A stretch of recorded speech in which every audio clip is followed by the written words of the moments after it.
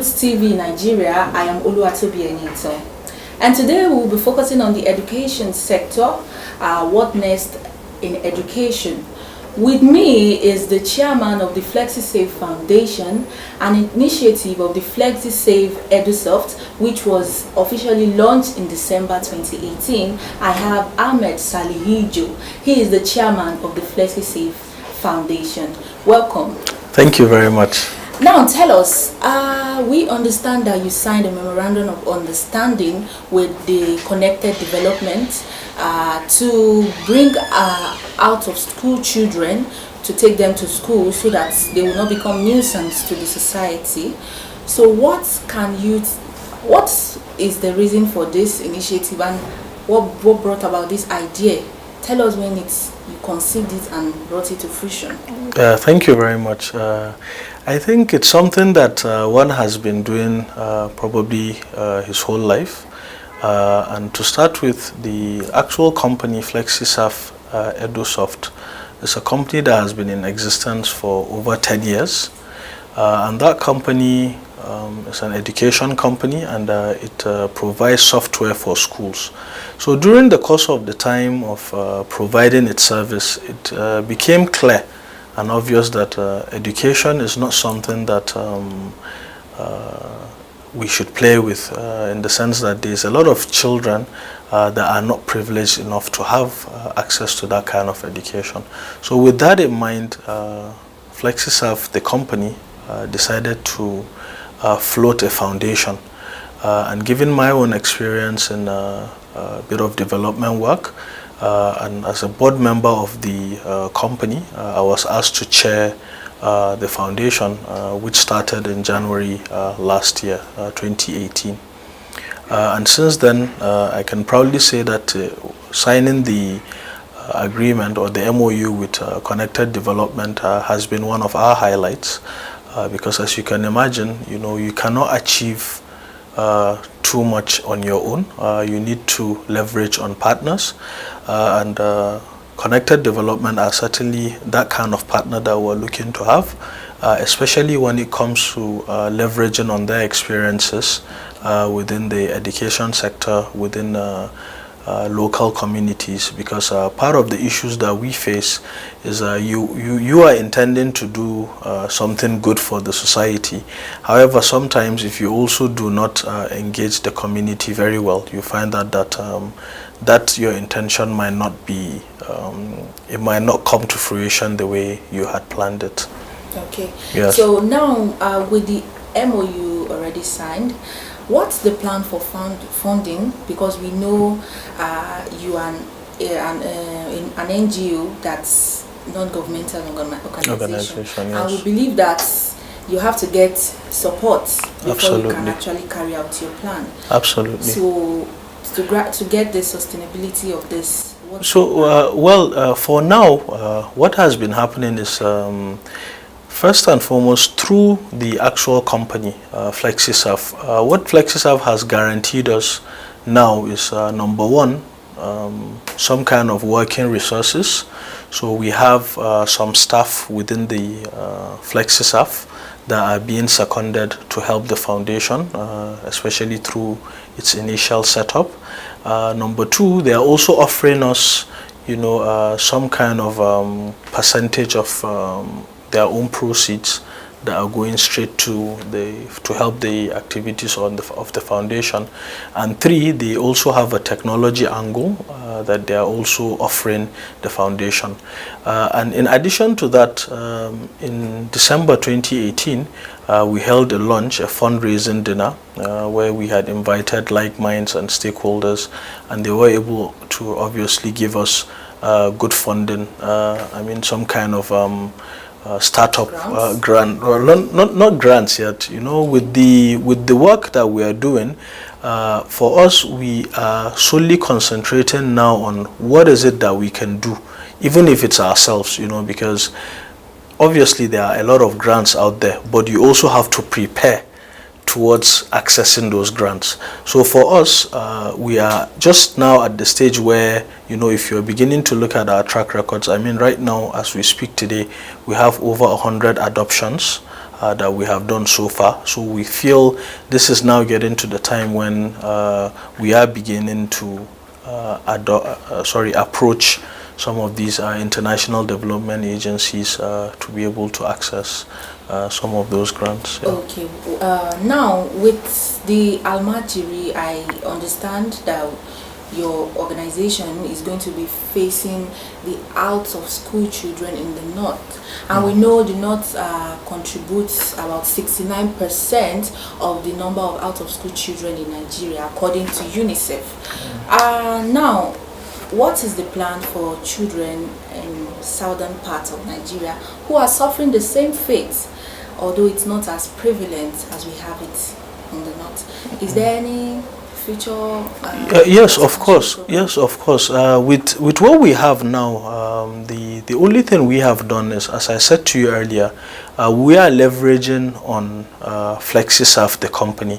So what has happened is that within its time of operation, you find that FlexiSAF has been operating within a few states, within Abuja, Kaduna, Kano, Adamawa, and Lagos. You know, these are where they have their major offices. So what we have done so far with the interventions that we have started doing is part of it has been in Abuja. We've had some adoptions in Kano. And if we also find strong partnerships, we are ready to move out of these comfort zones. So we have some adoptions in Minna, and we have an adoption in Lagos as well, because we found a very credible partner in Lagos. So an example of us wanting to intervene in certain areas, but we don't have the required structure to move there yet, is there was a time to celebrate Children's Day. We did an online poll where we had people give us ideas onto who they feel should benefit from what we're offering. And we had some in some parts of the country where we took a lot of time in trying to understand or trying to see if we could find somebody that can give us that verification, or let's just understand exactly what the situation is with that child. And unfortunately, we could not do that. So what I would say is that, to answer your question, we are where we are now. However, as we are moving ahead in the future, we look to partner with a lot of like minds, a lot of other NGOs, as we have already done, to see how we can expand as much as possible. One day I would love it to hear that we have an adoption at least in every state of the Federal Republic of Nigeria, including the FCT. Okay, now moving on to the main crux of the matter, which is having set up these structures and bring children who are roaming the streets, who have no opportunity to go to school. The federal government recently is going to be putting to use some stringent penalties, which is that they will jail parents of children who are not in school. Being that they provided the basic education, which is free, but these children are still not in school. Now, your own organization, what efforts are you making, are you envisaging to make sure that it just doesn't end at, okay, we enroll them in school, or to make sure they actually continue yes. with that? Because we understand the Goodluck Jonathan administration launched the Almajiri School project, which, as we speak, is a shadow of itself. Some have speculated that it's deserted, the school, and these children are still on the streets begging and roaming about the streets. I think this is a very, very good question, and for us now, part of what we have done, and this is exactly why we partner with people and organizations like Code. We believe to attain that sustainability that you are yearning for, even to reach up with some of the SDG Goal 17 on partnerships, you know, we need to partner with relevant NGOs. So for instance, sometimes, you know, within the communities that we're intervening, we just had a meeting just before you came, and part of what we have now discussed is that, we've had meetings with the parents of these children. So why are we meeting the parents? We're trying to make them understand the importance of the school, because the school that we have currently set up in Wuye, just outside Utako, around this Abuja, is a school that we call the Accelerated Learning Program, which we are the ones taking up the children and teaching them numeracy, literacy, and life skills. So the essence of engaging these parents right now is to make them understand why we are doing this, to make them understand the importance of education. Once we do that, we are also engaging them in trying to find out, okay, what sort of economic activities are you currently being engaged in your community? Once we do that as well, we are now able to gather that information and see whether we can partner with NGOs that run some of these schemes for entrepreneurs that are able to engage these parents and get them into generating some kind of revenue for themselves. So what we've also done is, and it's something very small, however, you'll be surprised the kind of impact it will have. The children that we're teaching at the moment, we are also engaging the female parents to be cooking for them. So every week, it will be the turn of this mother this week, next week it will be the turn of this mother, and so on and so forth. So some sort of motivation. Some sort of motivation, and it's also empowering them a little for them to at least understand that, okay, they are also taking responsibility for the children. So I think to attain that sustainability, we are looking to continue partnering with like minds, so that once we go into a community, do our outreach, begin to understand the mindsets of people, meet all the community heads, all the rulers, all the religious leaders. So at least if other NGOs want to intervene in those other areas, we are providing them with the right platform and the right information for them to key in, while we continue to handle the educational aspect. All right. So what's your view generally on the education sector in Nigeria? As we know, Nigeria is yet to meet the 35%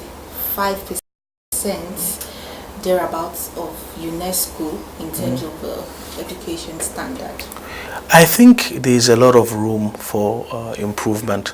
From our own experience so far in engaging with especially government schools, you find out that the system that is being used at the moment, the 6-3-3-4 system, where you have the primary, the junior secondary, the senior secondary, and then obviously you go on to university. We still feel the quality of that education could be much better.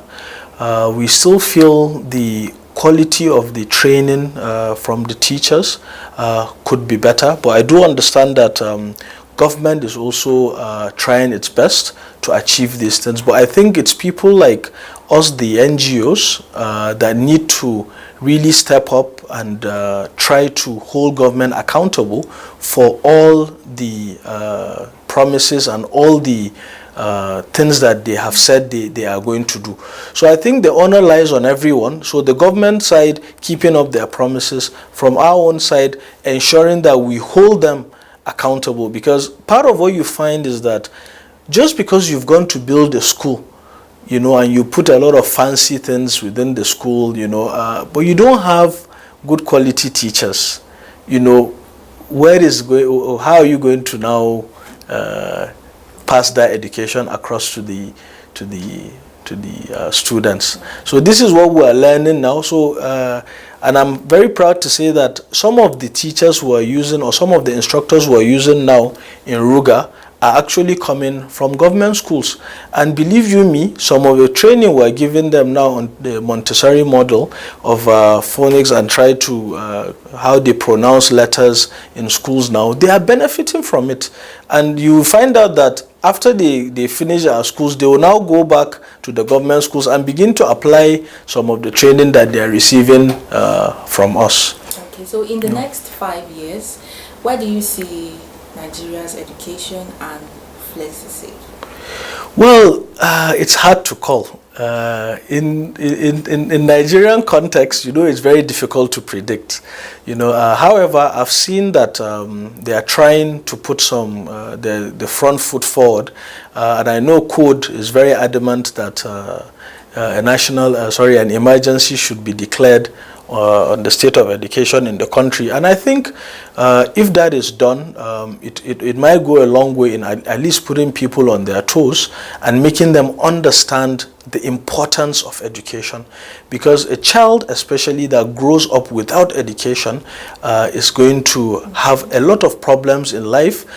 He or she would not be able to develop an independent mind that will be able to take its own or her own individual decisions. So that way you find that children will be able to be swayed, you'll be able to influence them. So I think government must realize that and put in the required resources.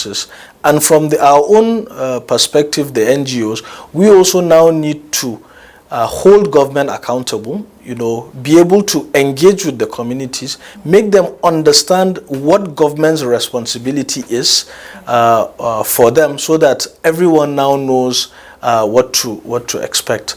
Then to your second question, for FlexiSAF Foundation, I just want to continue seeing us growing. I want us to have more adoptions. I want us to have to key into more policies nationally, just to understand exactly what is the mindset of most of these communities that we're intervening in, so that most of what we're doing now, we're able to see the impact. Okay, and we must sincerely thank you so much for your time. Yeah, thank you very much. And I have been speaking to the chairman of FlexiSAF Foundation, Ahmad Salhijo, who has shared his thoughts on the education sector in Nigeria, and also the plans his foundation has for the Nigerian street child who have no access to quality education.